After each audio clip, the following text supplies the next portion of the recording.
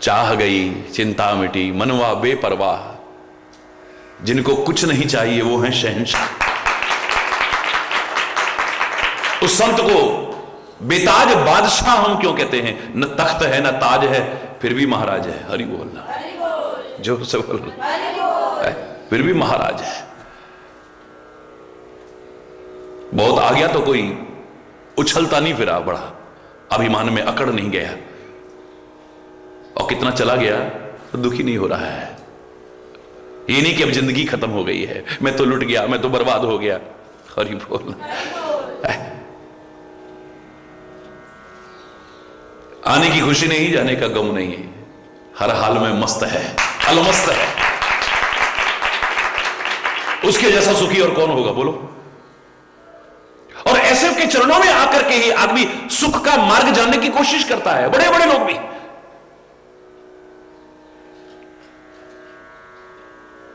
धन का अभाव दुख का कारण हो सकता है, पर सबसे बड़ा दुख नहीं है। संतान का अभाव किसी के लिए दुख का कारण हो सकता है। मैंने तो एक ऐसा भी परिवार, ऐसे ऐसे लोग भी देखे, मेरे मुझसे नहीं अच्छा लगता, लेकिन जब उनको देखा काफी आयु हो रहे, मैंने कहा भाई आप अपना परिवार आगे क्यों नहीं बढ़ा रहे हो? उत्तर आता है, महाराज जी फिर हम आपकी सेवा नहीं कर पाएंगे। वाह कमाल। एक के लिए संतान दुख का कारण बना हुआ है, दूसरे के लिए नहीं है।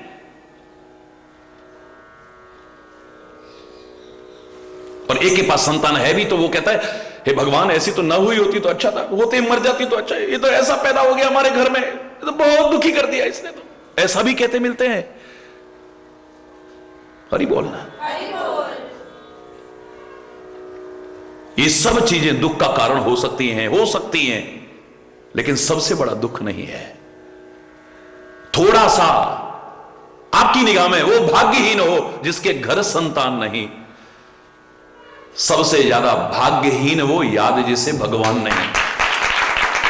हरि बोल।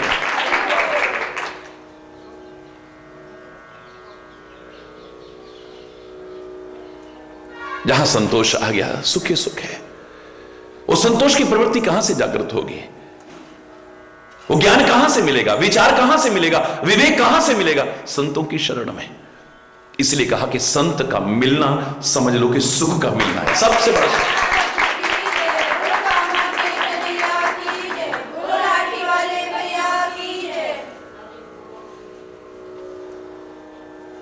आनंद स्रोत बह रहा तो क्यों उदास है?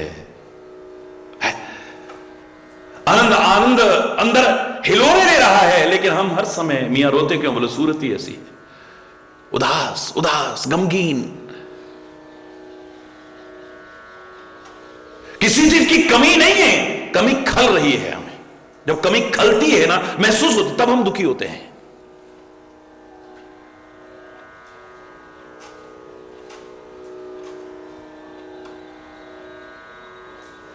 हरि बोल।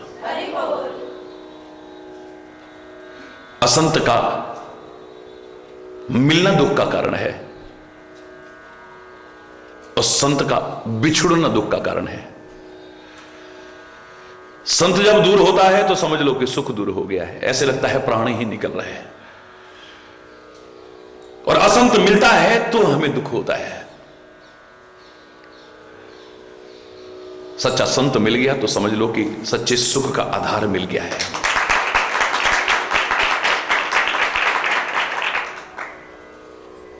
फिर अगला प्रश्न था कि किसके माथे पर लिखा है कि यह संत है या असंत है?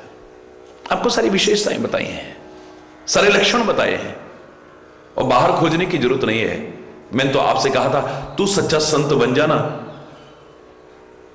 तो फिर यह प्रश्न अपने आप खत्म हो जाएगा कि कौन संत है कौन असंत है। तू पहचान सकता है। बिना संत बने तू संत को नहीं पहचान पाएगा। दुष्टता अंदर में रखते हुए किसी संत को पहचानने की कोशिश मूर्खतापूर्ण कोशिश होगी तेरी, क्योंकि तू परीक्षा पर, कसौटी पर खरा परखने की कोशिश करेगा, और परीक्षा लेने का अधिकार तो उसी को हो सकता है जिसकी परीक्षा ले रहे हो उससे ज्यादा योग्यता हो, या कम से कम इक्विवेलेंट तो हो, उसके समकक्ष तो हो। संत की परीक्षा, संत की कसौटी, संत को जानने की कोशिश, ये तभी सफल हो पाएगी जब हम संत बन जाएंगे। अपने अंदर सज्जनता ला, अपनी दुर्जनता को दूर कर, कहीं भटकने की आवश्यकता नहीं पड़ेगी, तेरा सुख का मार्ग प्रशस्त हो जाएगा। फिर अगला प्रश्न जो कल बहुत विस्तार से चर्चा हुई, फिर संसार का सबसे बड़ा पुण्य क्या है? ये तो बहुत छोटी चीज पूछ ली, इसलिए महापुरुष कहते हैं खाली पुण्य की बात मत पूछो, ये पूछो कि सबसे बड़ा धर्म क्या है। मन से, वचन से, कर्म से अगर तू अहिंसा व्रत का पालन करता है, सोच लेना कि अहिंसा सबसे बड़ा धर्म है। अहिंसा परमो धर्म। लेकिन भ्रमित मत होइए, वेदों में, पुराणों में, उपनिषदों में, रामायण में, गीता में, भागवत में विभिन्न आपको भाव सामने जब नजर आएंगे तो लगेगा कि यह सबसे बड़ा धर्म है या यह सबसे बड़ा धर्म है। मानस के जिस प्रसंग को हम लेके चल रहे हैं, उसी रामचरितमानस में सबसे बड़ा धर्म खाली अहिंसा को नहीं कहा है, यहां कहा परम धर्म श्रुति विदित अहिंसा। वेदों में वर्णित सबसे बड़ा धर्म अहिंसा है, लेकिन रामायण में अन्यत्र क्या कहा है? परहित सरिस धर्म नहीं भाई। परोपकार के बराबर कोई धर्म नहीं है, सबसे बड़ा धर्म परोपकार है। धर्म न दूसरा सत्य समाना, इसी रामचरितमानस में कहा है कि सत्य के समान और कोई धर्म नहीं है। इसी में कहा है कि बड़ों की, गुरुजनों की, संतों की, महापुरुषों की आज्ञा पालन शिरोधार्य करके करना, इससे बड़ा और धर्म कोई हो ही नहीं सकता है। सिर धर आयस करिए तुम्हारा, परम धर्म यह नाथ हमारा। फिर उसी रामचरितमानस में कहा कि हर गिरते बड़ सेवक धर्मो, कैलाश पर्वत से भी ऊंचा और बड़ा अगर कोई धर्म है, यानी सबसे बड़ा कोई धर्म है, तो सेवा धर्म हो सकता है और कोई नहीं। और इसमें जो अंतर्भाव उभर करके आ रहा है, उसमें कहा कि राष्ट्र धर्म से बढ़कर के और कोई धर्म नहीं हो सकता है।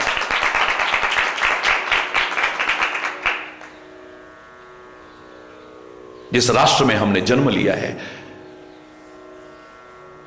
उसकी आन बान शान बढ़ाने के लिए अगर ये जीवन भी समर्पित हो जाए तो परम सौभाग्यवान है। इससे बड़ा और कोई धर्म नहीं हो सकता है।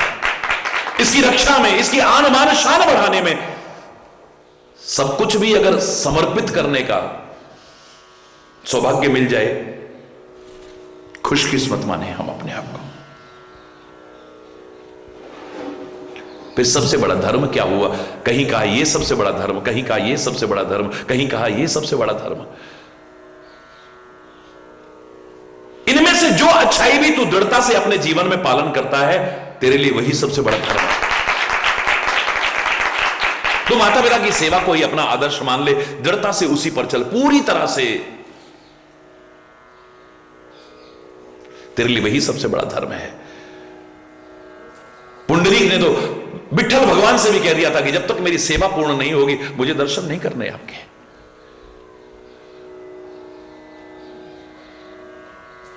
अगर मैं रुष्ट होकर के चला गया तो पुंडरीक कहता है आप आए क्यों हो? तेरी मातृ पितृ सेवा को देख करके प्रसन्न होकर के आया हूं, वही करता रहूंगा। नाराज होकर चले भी जाओगे तो फिर आना पड़ेगा। हरि बोल। ए मां तेरी सूरत से अलग भगवान की सूरत क्या होगी? उसको नहीं देखा हमने कभी, और उसकी भी जरूरत क्या होगी? धरती पर रूप मां बाप का उस विधाता की पहचान है।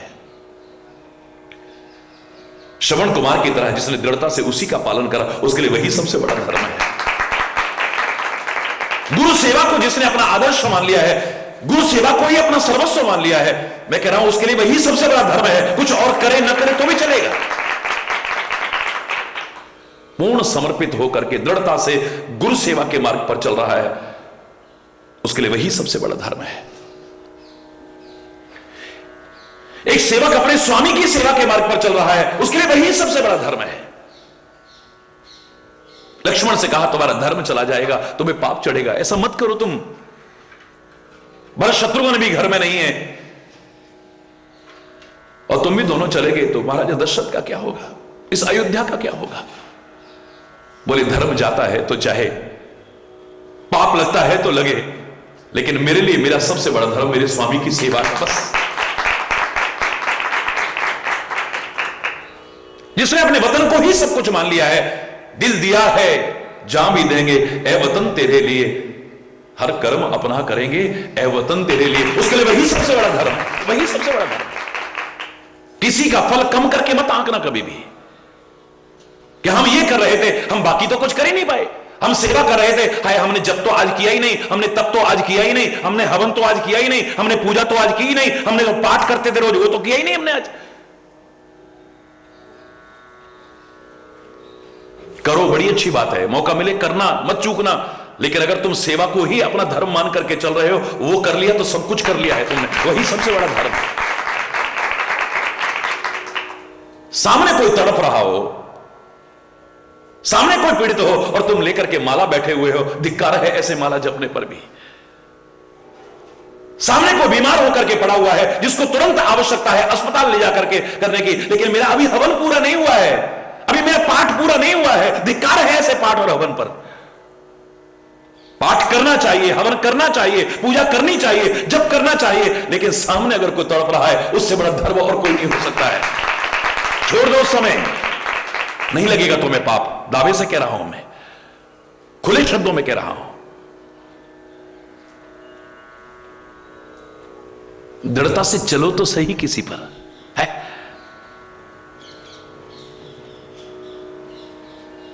एक रब ने अगर गुरु भक्ति को अपना धर्म माना है तो चाहे गुरु स्वीकार कर, मैंने स्वीकार किया है ना। जब भी शिष्य की चर्चा होगी, एकलव्य को हम भूल नहीं सकते हैं, और जब गुरु की चर्चा होगी, द्रोणाचार्य जैसे गुरुओं को धिक्कारने में भी पीछे नहीं रहेंगे। मेरे साथ के जो शिष्य हैं, मेरे सिखाए हुए शिष्य हैं, उनसे भी आगे निकल गए। कुत्ता भौंक रहा है, आवाज तक नहीं आने दी, उससे पहले तो मुंह भर दिया है। कौन है ये? इतना वीर धनुर्धर कौन है ये? तीर जिधर से आ रहे हैं उधर गए, देखा एक भील कुमार को। कौन हो तुम? गुरुदेव, एकलव्य हूं। गुरुदेव? हां, चरणों में प्रणाम किया, आशीर्वाद दीजिए गुरुदेव, मैं आपका शिष्य एकलव्य। मैंने तो तुम्हें कभी शिष्य स्वीकार नहीं किया है। बोले मैंने तो आपको गुरु स्वीकार किया है ना। तुमने ये धनुर्विद्या कहां से सीखी है? इतने पारंगत हो, इतने प्रवीण हो तुम। गुरुदेव आपसे? मेरे से? मैंने तो तुम्हें कभी नहीं सिखाई। नहीं गुरुदेव, आपने ही मुझे सिखाया है। कब? अंदर आइए। देखा तो मिट्टी की एक प्रतिमा बनी हुई है द्रोणाचार्य की। देखिए गुरुदेव, मैं तो आपसे मार्गदर्शन ले लेकर के सीख रहा हूं। तुम्हारे लिए वो मिट्टी की प्रतिमा हो सकती है, लेकिन उसके लिए तो गुरु है। तुम्हारे लिए लकड़ी की चरण पादुका हो सकती है, लेकिन भरत के लिए तो राम साक्षात है।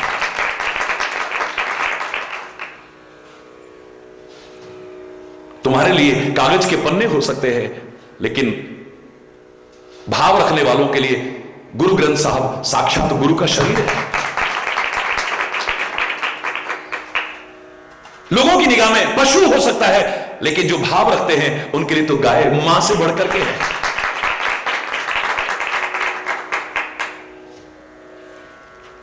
भाव जगत की दृढ़ता में जब हम आगे पहुंच जाते हैं ना, तो हम वो पा लेते हैं शायद जो साथ रह करके भी नहीं पा सके। हरि बोल। साथ रह करके जो नहीं पा सके।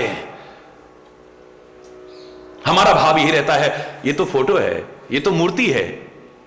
जिस दिन हो गया कि नहीं गुरु महाराज हैं, ये भगवान हैं, देखो तुम वहां बैठे बैठे क्या पा जाते हो। हरि बोल। मन में आया कि मेरे अर्जुन से आगे बढ़ गया ये। अपने कर्तव्य का पालन तो ठीक से नहीं हुआ है, लेकिन अधिकार जमाने को तैयार है आज हर व्यक्ति। तुम मेरे शिष्य हो ना? बोले हां गुरुदेव। तुमने सीख ली धनुर्विद्या? बोले हां गुरुदेव। पारंगत हो चुके हो ना? बोले हां गुरुदेव। गुरुदक्षिणा दिए? हरि बोल रहा। उसे अपना अधिकार समझ लिया, अपनी ड्यूटी पूरी नहीं की है। एकलव्य कहता है गुरुदेव आज्ञा करो, गर्दन भी काट के चढ़ा दो। गर्दन नहीं, बस ये अंगूठा चाहिए मेरे को। लगा कि इस अंगूठे के सहारे से ही तो तीर चलाता है ना ये, मेरे अर्जुन से आगे बढ़ रहा है, इसी से खींच करके तीर मारेगा ना। ये अगर ले लिया तो मेरे अर्जुन से बढ़कर नहीं। धिक्कार है ऐसे गुरु को भी। द्रोणाचार्य को इतिहास माफ नहीं करेगा और एकलव्य को कभी भुला नहीं पाएगा। एक बार कोई तर्क नहीं किया है इसके बिना मैं कैसे चलाऊंगा तीर, गुरुदेव आप और कुछ मांग लो और कुछ मांग लो, नहीं। गुरुदेव के मुंह से भी वाक्य पूरा नहीं हुआ, कटार ली, अंगूठा काट करके चरणों में चढ़ा दिया है।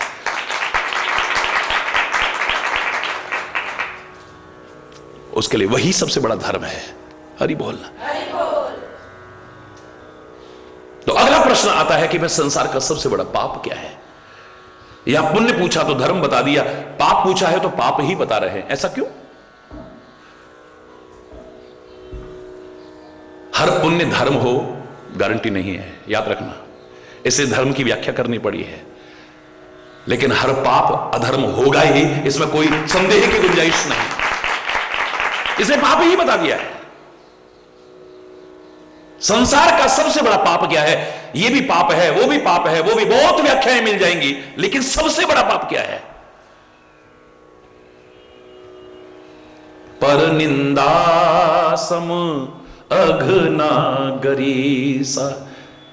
पर निंदा सम अघनागरीसा। हे गरुड़, कागभूषण कहते हैं पराई निंदा के समान दुनिया का और कोई पाप नहीं है।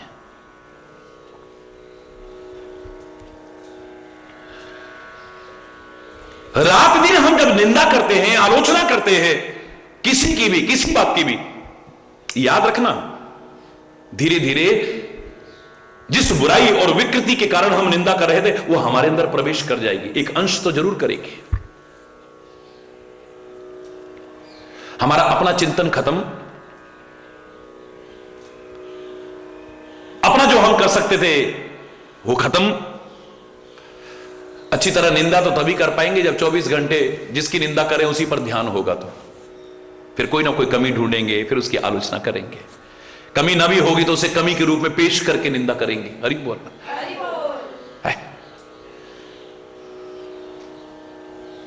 विचारशील कहते हैं कि हमारा तो भला कर गया वो निंदक जो है, वो तो यहां तक संकोच नहीं करते कहने में, निंदक नियरे राखिए आंगन कुटी छवाए। अपने खर्चे पर भी अगर अपने आलोचक रखने पड़े तो रख लेना दो चार। हरि बोलना। और वो जब आलोचना करें, तुम्हारी निंदा करें, तो विचार करना ये जो कह रहे हैं वो बुराई हमारे अंदर है तो नहीं। अगर है तो उसे दूर कर देना, नहीं है तो फिर परवाह मत करना। फिर तो ये भगवान को भी नहीं छोड़ते हैं, महापुरुषों को नहीं छोड़ते। तेरे लिए अगर कह दिया तो कौन सी बड़ी बात है। हरि बोलना। फिर दुखी मत हो, व्यथित मत हो, अंतरात्मा में झांक। दो विकल्प है जब कोई बुराई करे, कोई आलोचना करे, ये बुराई मेरे अंदर है तो नहीं। अगर है तो उसे दूर कर ले। तो कितना हमारा हितैषी हुआ वो निंदक, उसने जब बुराई की, हमने विचार किया, हमने उस कमी को जो हमारे अंदर थी दूर कर दिया। अरे जो हमारी सफाई कर जाए वो तो हमारा हितैषी है भाई, है? हरि बोलना। लेकिन जो निंदा कर रहा है, याद रखना, जो आलोचना कर रहा है, याद रखना, वो उस बुराई को अपने जीवन में प्रवेश दिला रहा है। मैंने अपना प्रैक्टिकल उदाहरण सुनाया था आपको। बचपन से लोगों ने बहुत मुझे प्यार दिया है, बड़ा सम्मान भी दिया है। उसके युग में था या नहीं मैं नहीं कहता, लेकिन मुझे बहुत प्यार और सम्मान दिया है लोगों ने, बाल्यावस्था से ही, कॉलेज में भी। आज की तो मैं चर्चा ही नहीं कर रहा हूं, सारा विश्व जानता है अब तो। कॉलेज में जब मैं पढ़ा करता था, गेट पर मेरी गाड़ी पहुंची और सब बड़े प्यार से मिलते थे। मेरे एक दो सहपाठी थे जो मेरे वहां पहुंचते ही, और यार, और मतलब क्या हाल है, और मतलब क्या हाल है, और मतलब क्या है। मुझे पता ही नहीं था, एक एक वाक्य में कई बार ये मतलब शब्द मेरे मुंह से निकल जाता था। तकिया कलाम जिसे कहते हैं, इंग्लिश में बोल रहे हैं तो I mean I mean I mean, बहुतों के देखते हैं आप आदत होती है, मेरे मुंह से भी निकल जाता था। दूसरे की कमियों का एहसास हो जाता है, हमें अपनी कमियों का एहसास नहीं होता है। इतना लोग प्यार दे रहे हैं, इतना सम्मान दे रहे हैं, इतने उससे आदर से मिल रहे हैं, और चंद लोग जब ऐसा बोलते थे तो अटपटा तो लगेगा ना। तो मैंने सोचा ये ऐसा क्यों कह रहे हैं। ध्यान दिया तो पता लगा ये कमी तो मेरे अंदर है, ये जो मजाक उड़ा रहे हैं ये कमी तो मेरे अंदर है, मुझे बताने में संकोच नहीं है। 2 या 3 दिन भी नहीं लगे होंगे, मैंने सतर्क होकर के बोलना शुरू किया। जहां आवश्यक हो फिर वहां भी कंजूसी से निकलता था, हरि बोलना। मेरी आदत सुधर गई, उसके बाद किसी ने नहीं कहा, लेकिन 10 वर्ष बाद वो लोग इस वेश में मेरे दर्शन करने आए, आंखों से आंसू बहा रहे थे, बड़ा सम्मान दिया उन्होंने, लेकिन मैंने ध्यान दिया जब वो बोल रहे थे तो बार बार उनके मुंह से मतलब निकल रहा था, आई मीन निकल रहा था। 10 वर्ष बाद भी उनके चिढ़ाते चिढ़ाते मेरी आदत तो सुधर गई, पर चिढ़ाते चिढ़ाते उनको आदत पड़ गई। बुराइयां तुम्हारे अंदर प्रवेश कर जाएंगी, याद रखो। रात दिन जब तुम किसी की बुराइयों का विचार करोगे, चिंतन करोगे और वर्णन करोगे, तुम्हें आदत पड़ जाएगी उन चीजों की। हमारे शास्त्र कहते हैं पुराने जमाने में एक बुरी प्रथा थी, समाज का एक वर्ग अपने सिर पर मैला ढोता था, आज भी कई जगह पर है ये। एक टोकरे में सारी गंदगी को भरता था और दूर ले जाकर के उस टोकरे को पलटता था। वो कहते हैं जैसे वो व्यक्ति अपने टोकरे में गंदगी को भरता है और दूर लेकर के उसे फेंक देता है, कितना भी झटक ले गंदगी का एक अंश या दुर्गंध उसके अंदर तो रह जाएगी। ऐसे ही दूसरों की बुराई रूपी गंदगी को आप अपने मन और मस्तिष्क के टोकरे में रखोगे, मन और मस्तिष्क के टोकरे में रखोगे, और जिन्हें निंदा प्रिय है, आलोचना प्रिय है, उनके सामने कितना भी वर्णन कर लेना, लेकिन एक बुराई का अंश तो तुम्हारे अंदर भी रह जाएगा। आप दूसरों की बुराई रूपी गंदगी को अपने मन और मस्तिष्क के टोकरे में डालो। जिनको गंदगी ही प्रिय है, बुराइयां ही प्रिय है, निंदा चुगली प्रिय है, उनके सामने जाके अपने इन टोकरों को कितना भी उलट लेना, जैसे उस टोकरे में से कितना भी झटक लिया पर एक गंदगी का अंश या दुर्गंध तो रह जाएगी, ऐसे ही दूसरों की बुराई रूपी गंदगी को कितना भी लोगों के सामने जाके वर्णन करना, एक अंश तो उस बुराई का तुम्हारे अंदर प्रवेश कर जाएगा। हरि बोलना।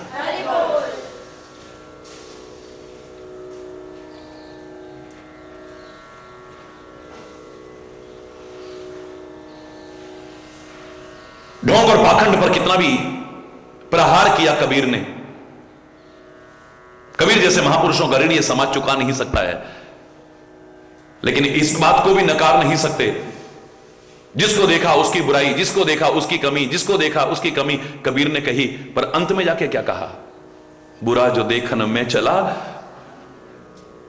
बुरा न मिले कोई, जो दिल खोजा अपना मुझसे बुरा न हो। ढूंढना चाहोगे तो तुम्हें अच्छाइयां भी नजर आ जाएंगी, ढूंढना चाहोगे तो तुम्हें बुराइयां भी नजर आ जाएंगी। तुम दोष दृष्टि बना लो, भगवान को आपके सामने खड़ा कर दिया जाए, अब वहां भी कमियां निकाल के दिखा दोगे। भगवान के और अवतारों को छोड़ो, मर्यादा पुरुषोत्तम जिन्होंने कदम कदम पर मर्यादाओं का पालन किया, दोष दृष्टि आपकी अगर है, आपके सामने उनको भी खड़ा कर दिया जाए तो क्या कहोगे, मर्यादा पुरुषोत्तम बाली को चुपके मार दिया, मर्यादा पुरुषोत्तम गर्भवती सीता को जंगलों में भटकने को छोड़ दिया, मर्यादा पुरुषोत्तम बताओ नारी को ही हमेशा परीक्षा से क्यों गुजरना पड़ता है, अग्नि परीक्षा ले रहे हैं उसकी। अरे बोलना, काहे की मर्यादा पुरुषोत्तम शंभू का वध कर दिया, काहे की मर्यादा, काहे भगवान तक में से कमियां निकाल दोगे जब दोष दृष्टि बन जाती है। तो तुम दोष दृष्टि बनाओ, तुम्हें हर जगह बुराई के अलावा कुछ नजर ही नहीं आएगा, और भौरे और मधुमक्खी की तरह गुणग्राही बन जाओ, तुम्हें अच्छाई के अलावा कुछ नजर ही नहीं आएगा। जहां से होगा रस ले लोगे, जहां से होगा रस ले लोगे और छत्ता तैयार कर लोगे अपना। हरि बोलना, जोर से बोलना। एक एक बूंद इकट्ठा करके इतना शहद इकट्ठा कर सकते हो, यानी एक एक अच्छाई इकट्ठे करते करते एक दिन अच्छाइयों के भंडार बन जाओगे, गुणों के भंडार बन जाओगे। मधुकर सरिस संत गुणग्राही। फिर कीचड़ पर निगाह नहीं जाएगी,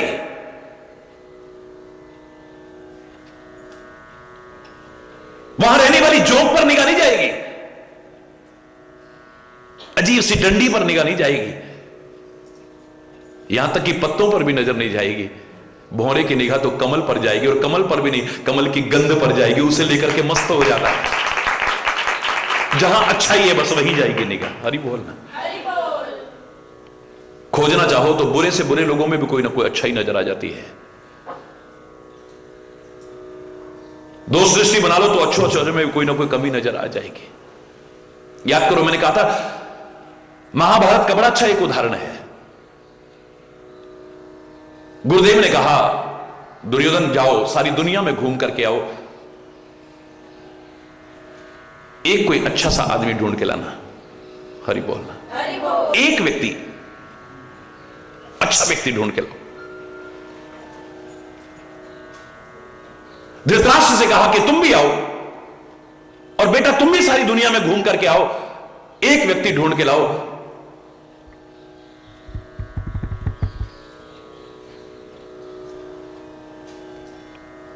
जो बुरा व्यक्ति हो। तुम एक व्यक्ति ढूंढ के लाओ जिसमें कोई बुराई ना हो। और धृतराष्ट्र, क्षमा चाहूंगा, युधिष्ठिर तुम एक व्यक्ति ऐसा ढूंढ के लाओ जिसमें कोई अच्छाई ना हो। दुर्योधन ऐसा व्यक्ति ढूंढ के लाओ, बुरा अच्छा व्यक्ति जिसमें कोई बुराई ना हो। अब तुम ऐसा व्यक्ति ढूंढकर जिसमें कोई अच्छाई ना हो।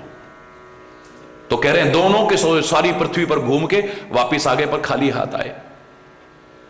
दुर्योधन तुमको भेजा था ऐसा व्यक्ति ढूंढ करके लाना जिसमें कोई बुराई ना हो। बोले हाँ महाराज, मैं गया, मैं तो सीधे संतों के पास गया, महापुरुषों के पास गया, बड़े पुण्यात्माओं के पास गया, पर कोई गलत व्यक्ति ढूंढ के ना ले जाऊं। उनको करीब रह करके देखने लगा, मुझे वहां भी कोई ना कोई बुराई नजर आ गई, इसलिए खाली हाथ आ गया हूं। युधिष्ठिर तुम खाली हाथ क्यों आए? बोले आपने यही तो कहा था जिसमें कोई अच्छाई ना हो ऐसा व्यक्ति ढूंढ के लाना। मैं तो सीधा जिनको लोग दुष्ट मानते थे, अधम मानते थे, निकृष्ट मानते थे, पापी मानते थे, दुरात्मा मानते थे, अधर्मी मानते थे, मैं तो सीधा उनके पास गया। इनमें तो कोई अच्छाई होगी नहीं, पर गलत व्यक्ति ढूंढ के ना ले जाऊं, इसलिए करीब से देखने लगा, मुझे तो वहां भी कोई ना कोई अच्छाई नजर आ गई, इसलिए खाली हाथ लौटाया। एक को बुरे लोगों में भी कोई ना कोई अच्छाई नजर आ रही है, एक अच्छों में से भी कोई ना कोई बुराई ढूंढ रहा है। हरि बोलना।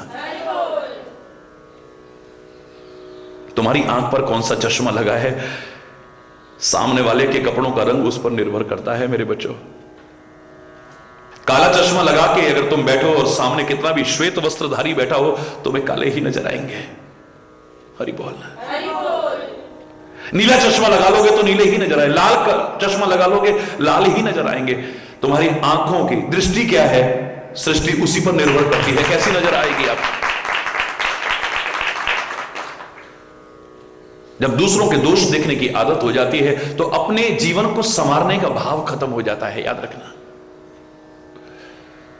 अपने दोष नजर नहीं आते हैं, क्योंकि दूसरों के दोष हम कब देखते हैं, जब अपने आप को श्रेष्ठ समझते हैं। अंतर्भाव है इसमें कि हम अपने आप को श्रेष्ठ समझते हैं, तभी तो किसी को निकृष्ट समझ रहे हैं। हम अपने आप को अच्छा समझते हैं, तभी तो किसी को बुरा समझ रहे हैं।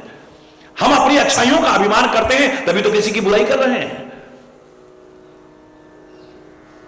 काश ये भाव आ जाता तो फिर किसकी बुराई करते हैं हम, किसकी निंदा करते हैं हम, कि बुरा जो देखने में चला बुरा ना मिले कोई, जो दिल खोजा अपना मुझसे बुरा ना होए। कबीरा तेरी झोंपड़ी गलकटियन के पास, करेगा सो भरेगा, तू क्यों होए उदास है? जो कर रहा है वो भर लेगा, तू काहे को परेशान हो रहा है? तू अपना जीवन संवारना।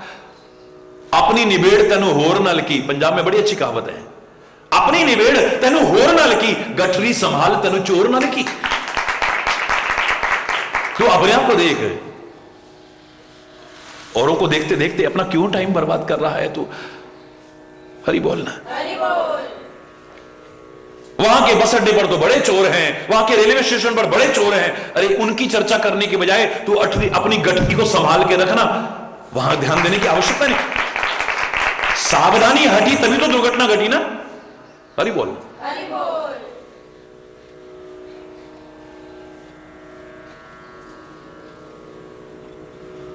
हम सावधान होकर के चले, अपना भी सही चले, सामने गलत हो सकता है उससे भी बच के चले। हरि बोल। दुर्घटनाओं की चांसेस उतने कम हो जाएंगे, खत्म होते जाएंगे। हम सही चले इतना ही पर्याप्त नहीं है, सामने गलत से बच करके भी चले। लोग बड़ा उठपटांग आते हैं, बड़ा उठपटांग, अरे काहे को चक्कर में बढ़ रहा है, सारा दिन में लाखों रास्ते में लंबे सफर में जा रहे हो, गाड़ियां मिलेंगी, किस किस की बुराई करेगा तू? अपने आप को सही रख के चल, निकल जा, सफर पूरा कर तू। कहां झुंझलाता फिरेगा, लड़ता फिरेगा, देख के नहीं चलते क्या? किस किस से लड़ेगा तू? है किस किस से लड़ेगा? सबको पता है कि हां सड़कों का क्या हालत है, सब जानते हैं, कौन नहीं जानता है? तू आराम से चल, संभाल के चल, देख के चल, दिक्कत ही नहीं है। हमारी स्थिति क्या है, हम दोषारोपण कहीं ना कहीं कर देते हैं, अपनी कहीं कमी हो गई, हमारा उस पर ध्यान नहीं रहता है। हरि बोल। ये उंगली जब भी किसी की ओर उठेगी ना, किसी की तरफ भी, एक उंगली उधर उठती है तो तीन उंगलियां, एक अंगूठा ये अपनी तरफ आता है। कमी देखनी है, दोष देखने तो अपने देखो, औरों की नहीं। और ऐसा कौन है जिसमें कोई कमी ना हो? है कोई? कोई कमी ना हो फिर तो भगवान ही ना होगी। हरि वो बोल रहा है, जोर से बोल रहा है। अनुपात का फर्क हो सकता है, एक ने अच्छाइयां इतनी बढ़ा ली हैं, एक ने बुराइयां इतनी बढ़ा ली हैं, अनुपात का अंतर हो सकता है। एक व्यक्ति प्रयास कर करके इतनी कमियों को दूर कर लेता है, अभी गिनी चुनी रह गई होगी, उनको भी दूर कर लेगा।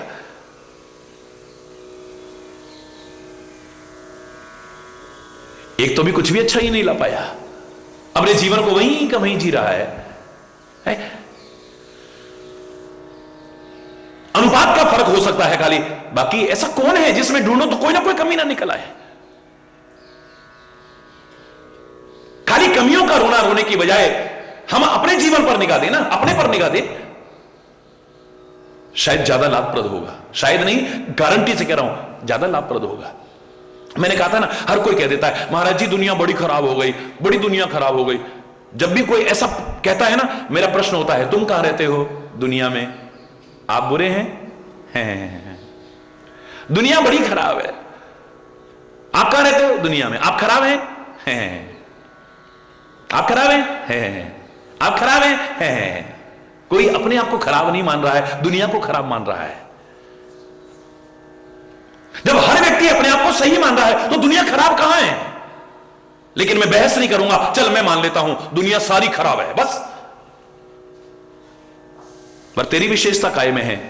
इस गंदगी में और कीचड़ में तू तो कमल की तरह ऊंचा उठ के रहे। तेरे को दुनिया की गंदगी पर उंगली उठाने का तब अधिकार मिल सकता है जब तू तो कमल की भांति अपने आप को ऊंचा उठा के रख। उस कीचड़ में भी, उस दलदल में भी अपने आप को ऊंचा उठा के रख, उसमें लिप्त मत हो तू। बस औरों की कमियों का ही उल्लेख करते हैं। हरि बोलना। हमें अपनी कमियों का एहसास ही नहीं है कहीं। दूसरों पर मिथ्या दोषारोपण करते हैं हम, अपने दोषों पर निगाह ही नहीं है। दूर करना तो बहुत दूर की बात है। मेरे शायद इससे बड़ा पाप और दुनिया का नहीं हो सकता है, क्योंकि पुण्य जहां नहीं है वहीं तो पाप है ना। आप पुण्य करने का मौका कहां मिलेगा? आप तो खाली बुराइयां कर रहे हो।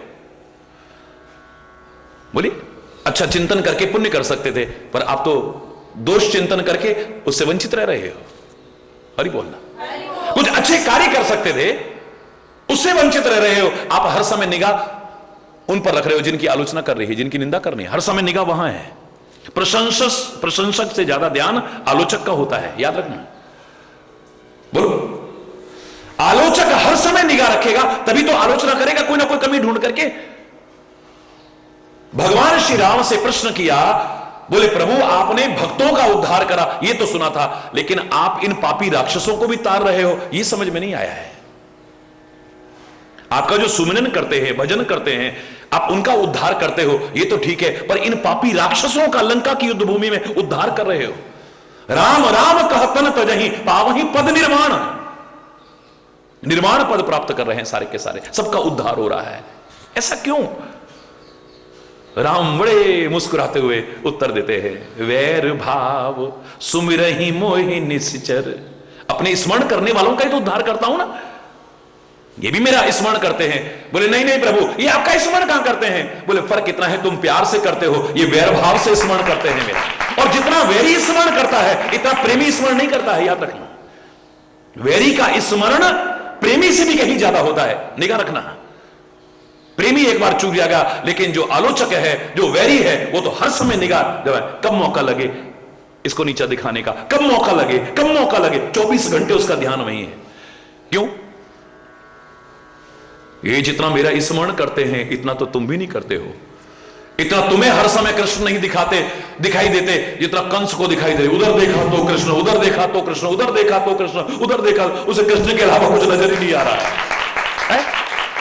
24 घंटे इसी में लगा रहता है, कब मैं कृष्ण को खत्म कर दूं, कृष्ण को खत्म हो। तो कृष्ण कृष्ण रहा है ना, हरि बोलना।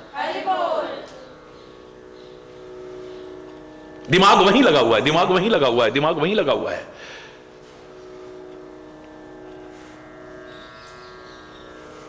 लेकिन जब तुम औरों पर निगाह रखोगे, अपने आप को भूल जाओगे, अपने आप को नहीं पहचान पाओगे, बहिर्मुख हो जाते हो, तुम्हें अंदर की आवाज ही सुनाई नहीं देगी। जब तुम बहिर्मुख होते हो, अस्त व्यस्त होते हो, घड़ी की टिक टिक टिक टिक कान के पास चलती है, लेकिन तुम्हें सुनाई नहीं देती है। जब बाहर से ध्यान हटाओ, शांत हो, नीरव वातावरण हो, वही टिक टिक टिक टिक टिक टिक जो नहीं सुनाई दे रही थी अब आराम से सुनाई दे रही है। ऐसे ही तो बहिर्मुख न हो, औरों की तरफ ना, थोड़ा अंदर झांक, शांत हो, निष्पक्ष अंतरात्मा का विचार कर। तेरे को अपने अंदर से जो आवाज आ तो रही थी लेकिन सुनाई नहीं दे रही थी, अब सुनाई देने लगेगी। वो तुझे बताएगी कि औरों को तू क्या समझता है, लेकिन तू क्या है। अगर कमियां हैं तो इन्हें दूर कर, अपने जीवन को आगे बढ़ाने की कोशिश कर, फिर देख क्या आनंद आता है।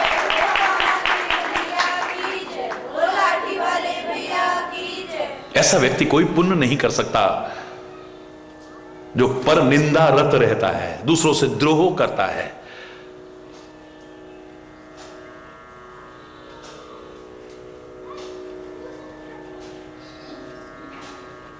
दूसरों पर निगाह। समाचार तू जगत के पढ़े सुने दिन रात, अपनी तुझको खबर नहीं, ये अचरज की बात। हरि बोलना।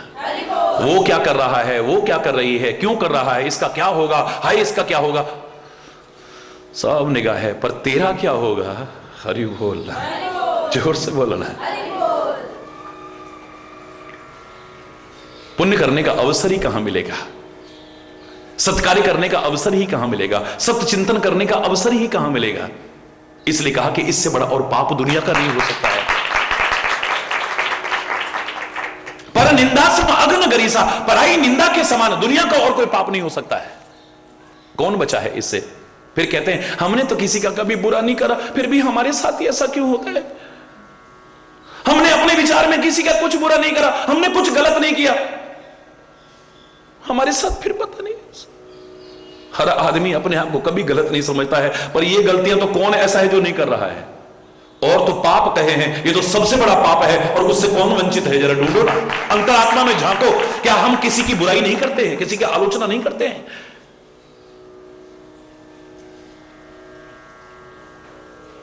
पत्थर मार रहे थे एक नारी को, ईसा मसीह वहां से निकल रहे थे, उन्होंने देखा लहू लुहान हुई पड़ी। क्यों मार रहे हो इसको पत्थर, इस अबला को पत्थर क्यों मार रहे हो? तुम नहीं जानते हो ये बहुत बुरी औरत है, इसने समाज को विकृत कर रखा है, बहुत बुरी है, गलत कर्म करती है। यीशु कहने लगे मारना पत्थर, इसको क्या मुझे भी मारना? पर पहला पत्थर वो मारना जिसने कभी जीवन में कुछ गलत न किया हो, जिसने कभी जीवन में कुछ गलत ना किया हो, अंतरात्मा से सोच करके पहला पत्थर वो मारना, फिर इसको नहीं मुझे भी मारना, कोई दिक्कत नहीं। पर अंदर झांका तो कौन ऐसा है जिससे कभी कोई कमी ना हुई हो, जिसमें कोई बुराई ना हो, जिसमें कोई दोष ना हो। एक खिसका, दो खिसके, तीन खिसके, धीरे धीरे खाली वो रह गई है और यीशु रह गया, कोई नहीं बचा है, सब चले गए।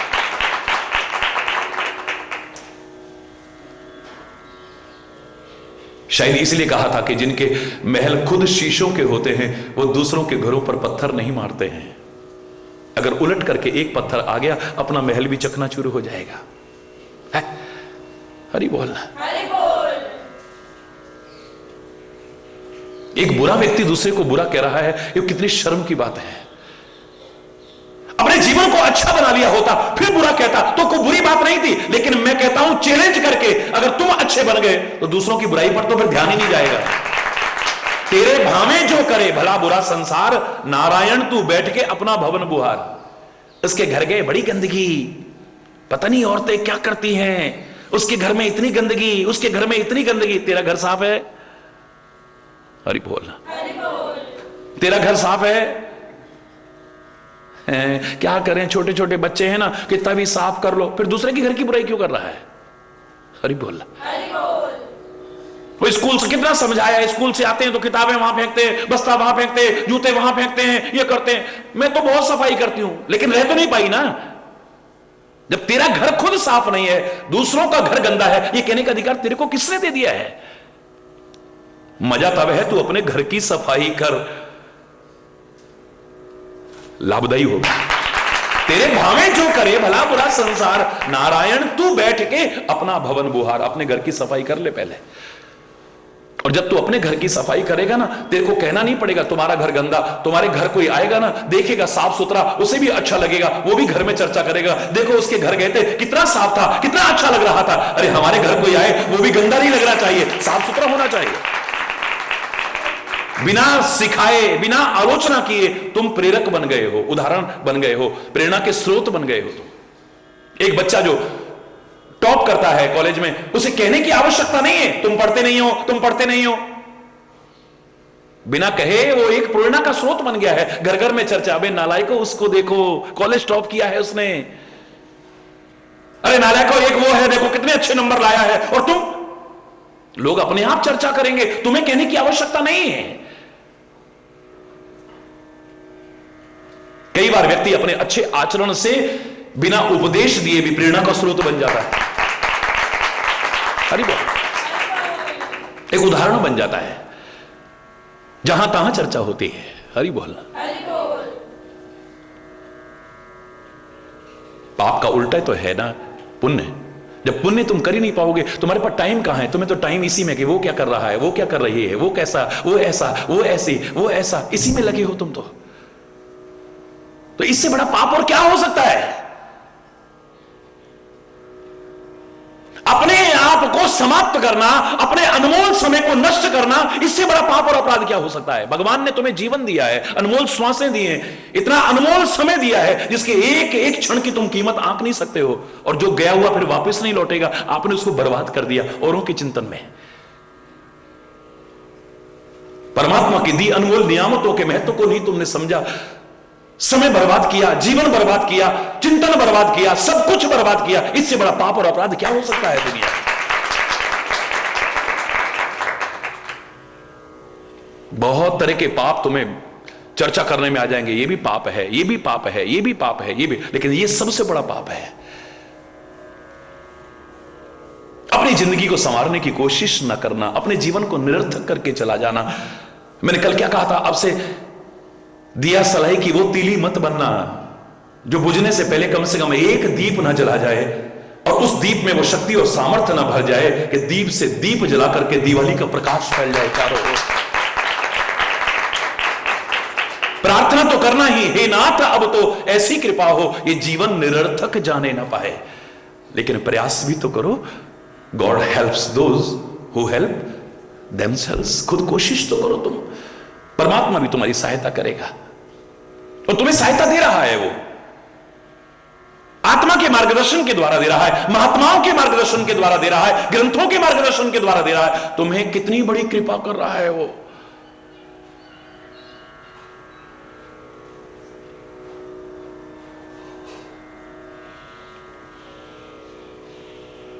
मैंने कहा था इनका दुरुपयोग मत करो। जो भी तुम्हें मिला है, ये जीवन मिला है, श्वास मिले हैं, समय मिला है, साधन मिले हैं, सामर्थ्य मिले हैं, पद मिला है, इसका मात्र भोग मत करो, मात्र उपभोग मत करो, मात्र उपयोग मत करो, इसका सदुपयोग करो। न करो तो दुरुपयोग मत करना। ये सबसे बड़ा अपराध हो जाता है। पर निंदा सम अघ नगरी सा, पराई निंदा के समान और दुनिया का कोई पाप नहीं है, क्योंकि हम पुण्य करने से वंचित रह गए, उसी में लगे रहेंगे। और ये चस्का एक बार लग जाता है ना, तो फिर बड़ा खतरनाक है ये। फिर जहां बैठेंगे बस वही शुरू हो जाएगी हमारी, उसी तरह के लोगों के साथ बैठना शुरू हो, अलग ही ग्रुप बन जाएगा। फिर हरि बोलना, बस तेरी मेरी, इसी में मेरा क्या हो रहा है इस पर ध्यान नहीं है। मेरा अनमोल जीवन कहीं बर्बाद तो नहीं हो रहा है, मेरे अनमोल श्वासें कहीं व्यर्थ तो नहीं जा रही हैं। परमात्मा ने इतना अच्छा मन दिया है मुझे, इतना अच्छा मस्तिष्क दिया है, इसको कहीं प्रदूषित तो नहीं कर रहा हूं मैं।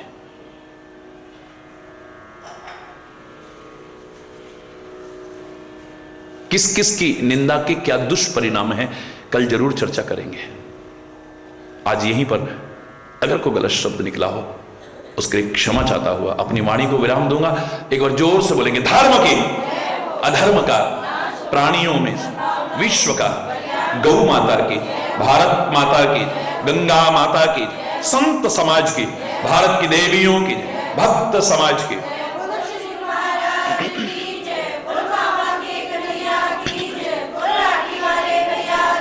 बोल वृंदावन बिहारी लाल की जय। जय जय श्री राधे श्याम राम। हरि बोल, हरि बोल। एक भजन के लिए बच्चे प्रार्थना कर रहे थे तो बोलते हैं मिल करके, डरते रहो यह जिंदगी बेकार ना हो जाए, डरते रहो यह जिंदगी बेकार ना हो जाए, सपने में भी किसी जीव का अपकार ना हो जाए, सपने में भी किसी जीव का अपकार ना हो जाए, डरते रहो यह जिंदगी बेकार ना हो जाए, डरते रहो यह जिंदगी। यह तन मिला अनमोल सदाचार के लिए, यह तन मिला अनमोल सदाचार के लिए, विषयों में फंस के इससे अनाचार ना हो जाए, विषयों में फंस के इससे अनाचार ना हो जाए, डरते रहो यह जिंदगी बेकार ना हो जाए, डरते रहो यह जिंदगी बेकार। सेवा करो सभी की और सत्कर्म हरि भजन, सेवा करो सभी की और सत्कर्म हरि भजन, इतना करके भी कहीं अहंकार ना हो जाए, इतना करके भी कहीं अहंकार ना,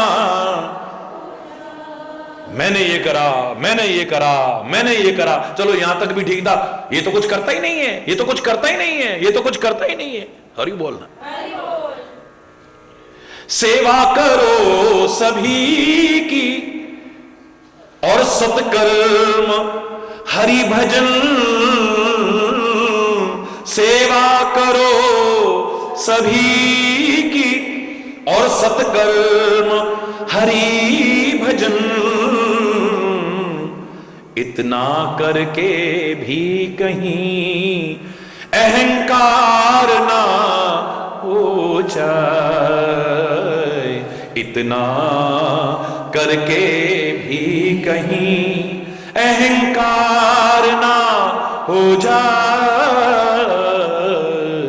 डरते रहो यह जिंदगी बेकार ना हो जाए, डरते रहो यह जिंदगी। ए मन लगी है बाजी माया मोह जाल से, ए मन लगी है बाजी माया मोह जाल से, धोखे में फंस के अब के कहीं हार ना हो जाए, धोखे में फंस के अब के कहीं हार ना हो जाए, डरते रहो यह जिंदगी बेकार ना हो जाए, डरते रहो यह जिंदगी बेकार ना। धोखे में, हरि बोलना, सपने में भी किसी जीव का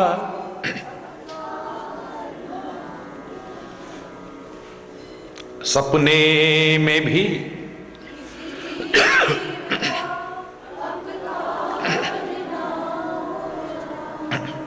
डरते रहो यह जिंदगी बेकार ना, बस यही करो, जिंदगी समझ जाएगी। हरि बोल। रंग रोक लो बस हो गया भजन, आदत बुरी सुधार लो बस हो गया भजन, मन की तरंग रोक लो बस हो गया भजन, आदत बुरी सुधार लो बस हो गया भजन। आए हो तुम यहां पे क्यों और क्या था करना यहां, सत्संग में है ये जान लो बस हो गया भजन। और खाली जान मत लो, जीवन में फिर उतार लो बस हो गया भजन। आदत बुरी सुधार लो बस हो गया भजन। सब राग द्वेष वैर तज तू प्रेम सबसे कर, सब राग द्वेष वैर तज तू प्रेम सबसे कर, उपकार कर पर गर्व ना कर बस हो गया भजन। उपकार कर पर गर्व ना कर बस हो गया भजन, आदत बुरी सुधार लो बस हो गया भजन। अगर दोष देखने ही हैं, जो प्रसंग चल रहा था, आदत पड़ गई है दोष देखने की, अब एकदम तो छूटेगी नहीं ना, कोई दिक्कत नहीं है, उसका ऑल्टरनेट ढूंढिए ना, विकल्प ढूंढिए। दोष देखने की आदत पड़ गई है, मैं कह रहा हूं कोई बात नहीं, और मैं तो कह रहा हूं जिनको नहीं भी ना वो भी देखना। आप चलो आज से दोष ही देखो तुम, बस थोड़ा सा फर्क है, दूसरों के नहीं अपने देखो, बस जिंदगी समझ जाएगी। अगर दोष देखने ही हैं तो क्यों ना अपने देख। अगर दोष देखने ही हैं तो क्यों ना अपने देख। निंदा पराई कर पाप ना ले, बस हो गया भजन। आदत बुरी सुधार लो, बस जोर से बोलो ना, बस मन की तरंग रोक लो, बस। तरंग तो उठेगी, हुक्कों की उठेगी। अच्छा भला वो चल रहा है पर हुक्कों की उठती है, किसी को बीड़ी की उठती है, किसी को सिगरेट की उठती है, बीच में से चला जाएगा, अच्छी भली उसमें से चला जाएगा। किसी को किसी चीज की हुक्कों की उठती है, किसी को किसी चीज की हुक्कों की उठती है। ये दूसरों के दोष की भी हुक्कों की उठती है। हरि बोल। जब तक किसी के सामने किसी की बुराई नहीं कर ली, कईयों को चैन नहीं मिलता, उनकी रोटी नहीं हजम होती है। हरि बोल। ऐसा लगता है आज कुछ खोया खोया सा है कुछ। हरि बोल। बस ये जो तरंग उठती हैं इनको रोक लो, हो गया भजन। आदत बुरी सुधार लो, बस। मेरे शायद एक वाक्य भी जिंदगी संवार सकता है, ये भी अगर अपना लो तो। आदत बुरी, और क्या बुरी आदत है एवरीबॉडी नोज, बताने की आवश्यकता नहीं है। क्योंकि दूसरों की बुराई आप तभी तो करते हो जब आप ये जानते हो कि बुरी आदत क्या होती है। उसकी बड़ी बुरी आदत है, उसकी बड़ी बुरी आदत है, दूसरों के लिए कहते हो तो तुम्हें नहीं पता कि बुरी आदत क्या होती है, क्यों पूछना पड़ रहा है। उसकी बड़ी आदत खराब है, उसकी बड़ी आदत खराब है, इसका तात्पर्य तुम्हें मालूम है खराब आदत क्या होती है और अच्छी आदत क्या होती है। बस दूसरों के लिए पता है, उसे अपने लिए पता कर लो। धर्म की अधर्म का प्राणियों में, विश्व का, गौ माता की, भारत माता की, गंगा माता की, संत समाज की, भारत की देवियों की, भक्त समाज की।